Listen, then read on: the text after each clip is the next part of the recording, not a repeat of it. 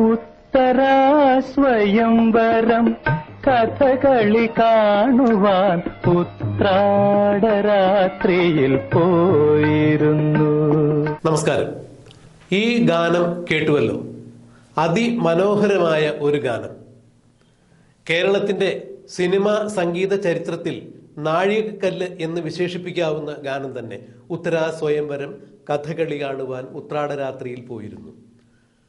ശ്രീകുമാരൻ തമ്പി എഴുതി, ദക്ഷിണാമൂർത്തി സ്വാമികൾ ഈണം നൽകി, യേശുദാസ് വളരെ മനോഹരമായി ആലപിച്ചൊരു ഗാനം. ഇത് ഇത്ര വിപുലീകരിച്ചു പറയുവാൻ എന്താണ് കാരണം എന്ന് ചോദിച്ചാൽ കാരണമുണ്ട്.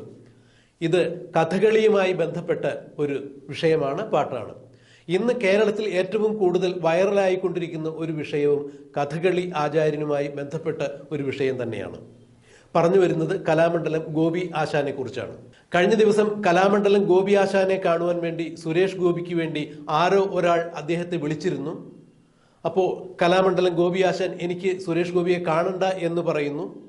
അപ്പോൾ വിളിച്ചയാൾ കലാമണ്ഡലം ഗോപി ആശാനോട് ചോദിക്കുന്നു, അങ്ങേക്ക് ഒരു പത്മഭൂഷണൊക്കെ വേണ്ടി വരില്ലേ, അതിൻ്റെ എല്ലാം ഒരു ആവശ്യമില്ലേ എന്ന് ചോദിക്കുന്നു. അതായത് ഒരു പ്രലോഭനത്തിലൂടെ ആണ് ഇയാൾ സുരേഷ് ഗോപിക്ക് ഒരു സന്ദർശനം സമയം ഏർപ്പെടുത്തുവാൻ വേണ്ടി ഗോപി ആശാനെ വിളിച്ചത് എന്ന് വരുത്തി തീർക്കുന്ന തരത്തിലുള്ള ഒരു പോസ്റ്റായിരുന്നു ഗോപി ആശാന്റെ മകൻ രഘു FB പേജിൽ പോസ്റ്റ് ചെയ്തത്.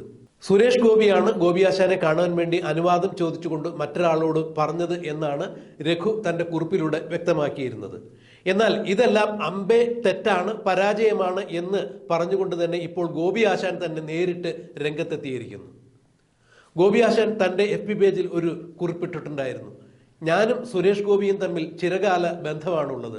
അദ്ദേഹത്തിന് എന്നെ കാണാൻ വരണം എന്നുണ്ടെങ്കിൽ ആരുടെയും അനുവാദം ചോദിക്കേണ്ട ആവശ്യകതയില്ല എന്ന് തന്നെയാണ് ഗോപി ആശാൻ FB പേജിൽ അത് കുറിച്ചിരുന്നത്. എന്നാൽ ഇപ്പോൾ ആ FB പേജ് നമുക്ക് കാണാൻ സാധിക്കുന്നില്ല. അത് അദ്ദേഹത്തിന്റെ മകൻ തന്നെ ഒരുപക്ഷെ ഡിലീറ്റ് ചെയ്തിട്ടുണ്ടാകും എന്നുള്ളതാണ് അറിയാൻ കഴിയുന്നത്. അദ്ദേഹത്തിന്റെ മകൻ രഘു കമ്മ്യൂണിസ്റ്റ് പ്രസ്ഥാനത്തിൽ വിശ്വസിക്കുകയും കമ്മ്യൂണിസ്റ്റ് പ്രസ്ഥാനത്തിന്റെ പ്രവർത്തകനുമാണ് എന്നുള്ളതാണ് നമുക്ക് അറിയാൻ കഴിഞ്ഞത്. അത് ഒരു തെറ്റല്ല. അദ്ദേഹത്തിന് ഇഷ്ടമുള്ള രാഷ്ട്രീയ പാർട്ടിയിൽ വിശ്വസിക്കാം, ഇഷ്ടമുള്ള രാഷ്ട്രീയ പ്രവർത്തകനായി ജീവിതം തുടരാം. ഇതെല്ലാം ഓരോരുത്തരുടെയും വ്യക്തി സ്വാതന്ത്ര്യമാണ്. ഇത്രയും ഇവിടെ പറയാൻ കാരണം, തൃശ്ശൂരിൽ സ്ഥാനാർത്ഥിയായി മത്സരിക്കാൻ സുരേഷ് ഗോപി എത്തും എന്ന് അറിഞ്ഞത് മുതൽ തന്നെയാണ് സുരേഷ് ഗോപിയെ ഏത് വിധേനയും തേജോവധം ചെയ്യുക എന്നുള്ള ലക്ഷ്യത്തോടു കൂടി ഇടത് വലത് രാഷ്ട്രീയക്കാർ ഇറങ്ങി തിരിച്ചിരിക്കുന്നത്. ഇതിന്റെ ഇപ്പോഴത്തെ സമീപ ഭാവിയിൽ ഉണ്ടായിരിക്കുന്ന അവസാന സംഭവമാണ് ഗോപി ആശാനുമായി ബന്ധപ്പെട്ട് ഉണ്ടായിരിക്കുന്നത്. ഗോപി ആശാനുമായി സുരേഷ് ഗോപിക്ക് വളരെ നേരത്തെ തന്നെ ബന്ധമുണ്ട്, നല്ല സൗഹൃദ ബന്ധം പുലർത്തുന്നു. ഗോപി ആശാൻ എന്റെ ഗുരുസ്ഥാനീയനാണ് എന്ന് തന്നെയാണ് സുരേഷ് ഗോപി പറഞ്ഞത്.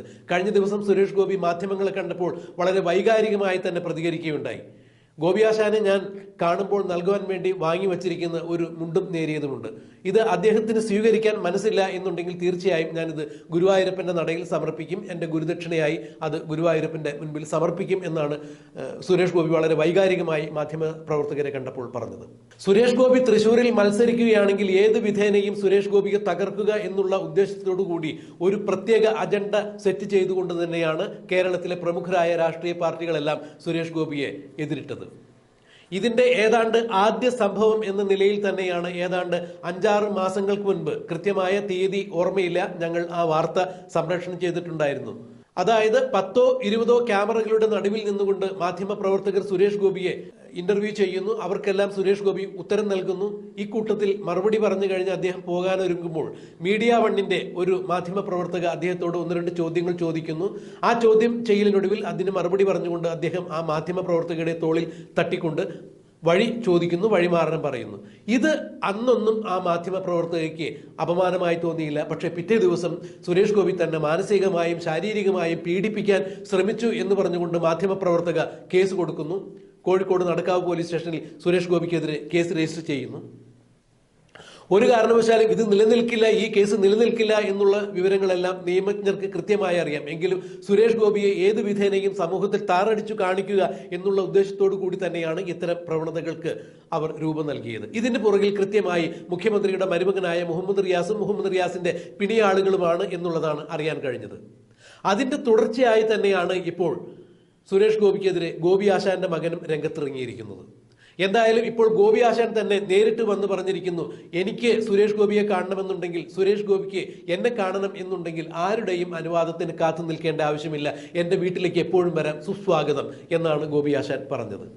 അപ്പോൾ ആരാണ് ഇതിനെല്ലാം പിറകിൽ പ്രവർത്തിച്ചിരിക്കുന്നത് എന്ന് അരിയാഹാരം കഴിച്ചിരിക്കുന്നവർക്ക് മനസ്സിലാക്കാൻ ഒരു ബുദ്ധിമുട്ടുമില്ല. സാധാരണ നാട്ടിൻപുറങ്ങളിലെല്ലാം ഒരു ചൊല്ലുണ്ട്, മൂക്ക് കീഴേക്കുള്ള ആളുകൾക്കെല്ലാം ഇതിന്റെ കാര്യങ്ങൾ കൃത്യമായി മനസ്സിലാകും. അതായത് സാധാരണക്കാരന് പോലും ഇത്തരം കാര്യങ്ങൾ മനസ്സിലാകും എന്നുള്ളത് വിശേഷിപ്പിക്കാൻ വേണ്ടിയാണ് ഇത്തരം ഒരു പഴഞ്ചൊല്ല് ഉപയോഗിക്കാറുള്ളത്.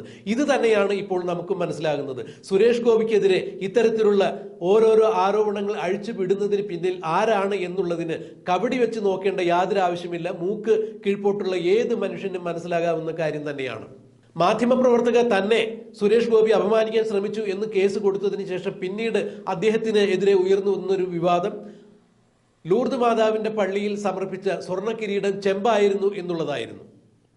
ഈ വിവാദത്തിനൊടുവിൽ ഇപ്പോൾ വീണ്ടും മറ്റൊരു വിവാദമായി തന്നെയാണ് ഗോപി ആശാന്റെ വിവാദം ഉയർത്തിക്കൊണ്ടുവന്നിരിക്കുന്നത്.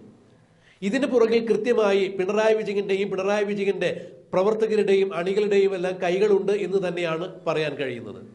തൃശ്ശൂരിൽ സുരേഷ് ഗോപി മത്സരിക്കാൻ എത്തുമ്പോൾ ഉണ്ടായ കോലാഹലങ്ങളും അവിടെ ആദ്യം നിശ്ചയിക്കപ്പെട്ടിരുന്ന ഒരു സ്ഥാനാർത്ഥി മാറുകയും പിന്നെ മറ്റൊരു സ്ഥാനാർത്ഥി വരികയും എല്ലാം ചെയ്തത് വളരെ കോളിളക്കങ്ങൾ സൃഷ്ടിച്ച കാര്യങ്ങൾ തന്നെയാണ്.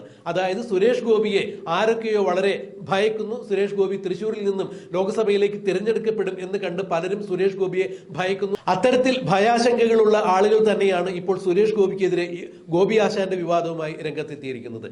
എന്തായാലും ഗോപി ആശാന്റെ വിവാദത്തിന് ഗോപി ആശാൻ തന്നെ അവസാനം ഉണ്ടാക്കിയിരിക്കുന്നു. ഞാൻ അത്തരത്തിൽ ഒരു കാരണവശാലും പ്രതികരിച്ചിട്ടില്ല. സുരേഷ് ഗോപിക്കോ മറ്റാർക്കെങ്കിലോ എന്നെ കാണണം എന്നുണ്ടെങ്കിൽ തീർച്ചയായും എൻ്റെ വീട്ടിൽ എപ്പോൾ വേണമെങ്കിലും കടന്നു വരാം എന്ന് തന്നെയാണ് ഗോപി ആശാൻ പറഞ്ഞിരിക്കുന്നത്. അവർക്കെല്ലാവർക്കും സുസ്വാഗതം എന്ന് തന്നെ ഗോപി ആശാൻ പറയുന്നു.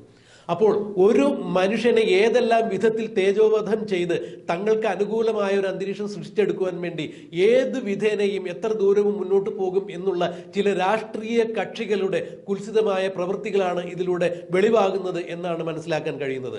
തൃശ്ശൂരിലെ പ്രബുദ്ധരായ സമ്മതിദായകരെല്ലാവരും സുരേഷ് ഗോപിയെ തിരിച്ചറിയുന്നു എന്നുള്ള പേടി കൊണ്ട് തന്നെയാണ് ഇത്തരത്തിൽ രാഷ്ട്രീയ കക്ഷികൾ സുരേഷ് ഗോപിക്കെതിരെ ഇങ്ങനെയുള്ള ആരോപണങ്ങളുമായി പിന്തുടർന്ന് നടക്കുന്നത് എന്നാണ് ഇപ്പോൾ രാഷ്ട്രീയ നിരീക്ഷകരും സൂചിപ്പിക്കുന്നത്. എന്തായാലും ഗോപി ആശനുമായി ബന്ധപ്പെട്ട വിവാദം കെട്ടടങ്ങിയതിൽ സുരേഷ് ഗോപിയും സന്തോഷിക്കുന്നുണ്ട് എന്ന് വേണം മനസ്സിലാക്കാൻ. അധികം വൈകാതെ സുരേഷ് ഗോപി ഗോപി ആശാന്റെ വീട്ടിലേക്ക് എത്തും എന്ന് തന്നെയാണ് സുരേഷ് ഗോപിയുടെ അടുത്ത വൃത്തങ്ങൾ സൂചിപ്പിക്കുന്നത്.